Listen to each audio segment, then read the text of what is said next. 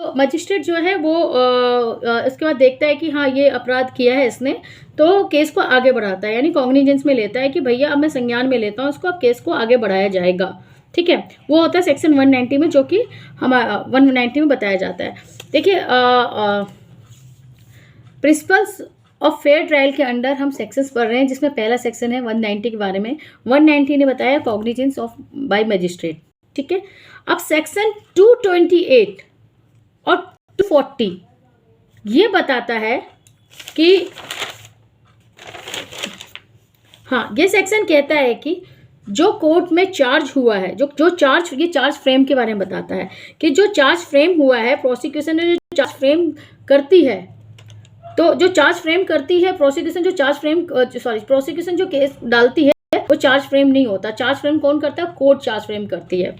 ये सेक्शन 228 और सेक्शन 240 बोलता है कि ये सेक्शन कहता है कि जो कोर्ट है वही चार्ज फ्रेम कर सकती है, प्रोसिक्यूशन चार्ज फ्रेम नहीं करती है। प्रोसिक्यूशन अपना केस फुट फोर्थ और सामने, और कोर्ट एविडेंस और जो भी फैक्ट है उसको देखने के बाद देखती है। ठीक है, तो फ्रेम ऑफ चार्ज कोर्ट करता है,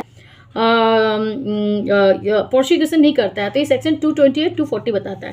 थर्ड सेक्शन है सेक्शन 321। देखिए कैसे आगे पीछे सेक्शन गया है, लेकिन पॉइंट्स आप याद कर लीजिए, दोबारा जब बोलूंगी तो आपको याद हो जाएगा। ठीक है, सेक्शन 321 क्या बोलता है? ये बोलता है कि withdrawal from the prosecution. Prosecution जो होता है वो अपने केस को विड्रॉल कर सकता है, लेकिन विड्रॉल करने से पहले उसे कोर्ट का परमिशन लेना होता है। लेकिन कोर्ट को परमिशन किसका चाहिए होता है? सेंट्रल गवर्नमेंट को चाहिए होता है। और लेकिन अगर लेकिन सेंट्रल गवर्नमेंट या फिर कोर्ट भी बहुत समझदार होती है कि वो विड्रॉल क्यों कर रहा है, अपना माइंड यूज करती है। ऐसा तो नहीं कि कुछ वजह है जिसकी वजह से ये प्रोसिक्यूशन अपना केस वापस ले रहा है, उसी को बताती है। अगर प्रोसिक्यूशन ने सेंट्रल गवर्नमेंट से परमिशन लेगी कि केस विड्रॉल कर लेंगे, तब ही आपको विड्रॉल मिलेगा, वरना नहीं मिलेगा। और प्लस कोर्ट भी अपना माइंड यूज करती है कि आखिर प्रोसिक्यूशन क्यों इस केस को विड्रॉल कर रहा है। अगर प्रोसिक्यूशन ने विदाउट रीजनेबल एक्सक्यूज या विदाउट रीजनेबल ग्राउंड से विड्रॉल मांगा है तो उनको कोर्ट विड्रॉ नहीं करेगी। पॉइंट टू बी नोटेड, अगर बिना अच्छे ग्राउंड से विड्रॉ कर रहा है तो कोर्ट उस केस को विड्रॉ नहीं करेगी। ये बताया गया सेक्शन 311 में। देखिए हमने इसमें 3 सेक्शन कंप्लीट कर लिया है, जिसमें हम पढ़ रहे हैं ना जो principal features of fair trial में पहले सेक्शन हमने 190 पढ़ा, जिसमें बता रहा है कॉग्निजेंस के बारे में। मजिस्ट्रेट संज्ञान ले लेता है कि भैया हाँ इसमें कुछ है, इस केस में दम है, तो हम आगे बढ़ते हैं। वो सेक्शन 190 हो गया। दो सेक्शन का एक ही बात है, 228 और 240। ये कह रहा है फ्रेम ऑफ द चार्ज। ठीक है, 2 सेक्शन एक में कंप्लीट हो रहा है। Frame of the charge, frame of the charge में कह रहा है कि जो फ्रेम ऑफ चार्ज कौन करेगा? कोर्ट करेगा, प्रोसिक्यूशन नहीं करेगा। प्रोसिक्यूशन से बताएगा, ये अपना खाली फुट फोर्थ जो भी बताएगा वो रीजन बताएगा कि क्या क्या हुआ था। तो ये 3 हो गए।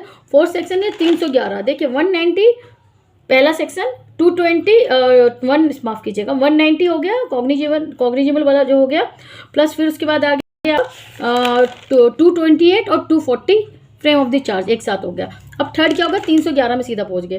311 में अब आप क्या करोगे कि अब 311 में जो प्रोसिक्यूशन विड्रॉल करता है केस, जिसके बारे में मैंने बताया कि आपको विड्रॉ करना है तो कोर्ट आपको गवर्नमेंट सेंट्रल गवर्नमेंट का परमिशन भी चाहिए होगा, प्लस अब कोर्ट भी खुद देखती है आखिर ये विड्रॉल क्यों कर रहा है। ठीक है, 321 हो गया। अब 321 के बाद 320 में एक डिजिट पीछे आ जाओ। 320 क्या कहता है? Compounding of offence. कुछ ऑफेंस होते हैं जिसमें आपस में समझौता करके केस को खत्म कर सकते हैं, लेकिन कुछ भी नहीं होता। इसमें भी कोर्ट अपना विदाउट परमिशन का आप वापस नहीं ले सकते हो। ठीक है, कुछ केस होता है कि 2 पक्षों में लड़ाई हुई, आपस में केस डाला, फिर आपस में समझौता किया, कंपाउंडिंग ऑफ ऑफेंस की। लेकिन कुछ ऐसे ऑफेंस होते हैं जिसमें आप कंपाउंडिंग नहीं कर सकते, उसको कोर्ट का परमिशन चाहिए होता है। ये 320 हो गया।